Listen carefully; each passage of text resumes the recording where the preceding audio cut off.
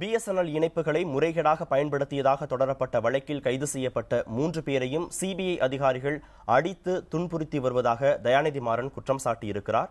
சென்னை கோபாலபுரத்தில் திமுக தலைவர் கருணாநிதியை சந்தித்த பின் செய்தியாளர்களுக்கு பேட்டியளித்த அவர் 8 ஆண்டுகளுக்கு முன் தொடரப்பட்ட வழக்கில் தற்போது கைது நடவடிக்கை ஏன் என கேள்வி எழுப்பினார். அரசியல் உள்நோக்கத்துடன் சிபிஐ செயல்பட்டு வருவதாகவும் தயாநிதி மாறன் குற்றம் சாட்டியிருக்கிறார். என் இல்லத்தில் சட்டவிரோதமாக ஒரு டெலிபோன் இணைப்பகம் இருந்ததாகவும் அதனால் சுமார் 1 கோடி ரூபாய்க்கு இழப்பு ஏற்பட்டதாகவும் எஃப்ஐஆர் பதிவு செய்யப்பட்டு விசாரணை நடத்தப்பட்டது.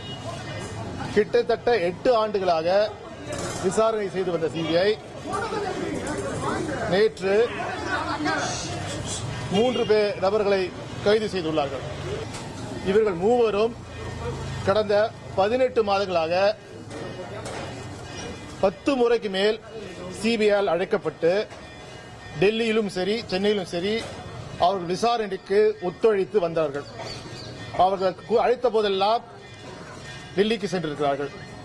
அப்பொழுதெல்லாம் ஒன்றும் செய்யாத சிபிஐ ஏதோ அவசரத்தில் நேற்று அவர்கள் அழைத்து அவர்களை கட்டாயப்படுத்தி அடித்தும் துன்புறுத்தியும் அவர்கள் எனக்கு எதிராக ஒரு வாக்குமூலத்தை தர வேண்டும் என்றும் குறிப்பாக சன் டிவிக்கும் என் இல்லத்திற்கும் இணைப்பு இருந்ததை அவர்கள் ஒத்துக்கொண்டால் அவர்களை உடனே விடுவிக்கிறோம் என்று சொன்ன மட்டுமின்றி 3ஆம் தர ட்ரீட்மெண்ட் போலீஸ் சொல்வார்கள் 3rd டிகிரி ட்ரீட்மெண்ட் 3ஆம் தர ட்ரீட்மெண்டை பயன்படுத்தி அவர்களை துன்புறுத்தியிருக்கிறார்கள்.